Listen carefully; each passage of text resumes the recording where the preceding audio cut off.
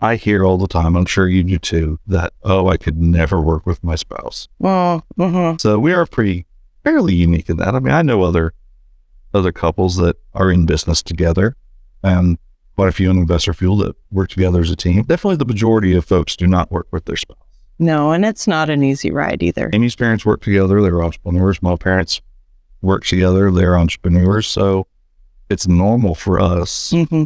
But at the same time, I can acknowledge that most people aren't in that situation, so they didn't grow up with it. But yeah, it can be very tough at times, because when you have a bad day at work and you disagree on something, it's hard to Agree at home. yeah, it's hard to decouple. Yeah. I think that's where people who do have a hard time working with their spouse really fall into, is they're not able to decouple, or they take it personal. You have to really learn not to take things personal, because Yeah. it's really not when it's at work. It feels like it is a lot, especially somebody who feels a lot, Yes, feeling. and he doesn't. I have. It's nothing.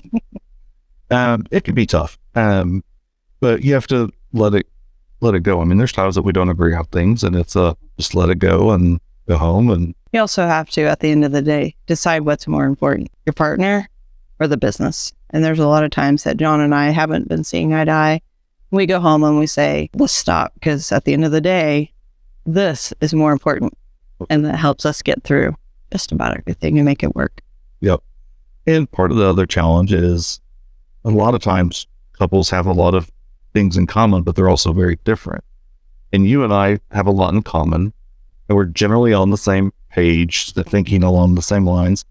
But there are some things that I do that just absolutely drive me nuts at times. I mean, I'm a very, very systems, let's do it the exact same way every time, unless there's a modification that we know we need to change that'll improve something.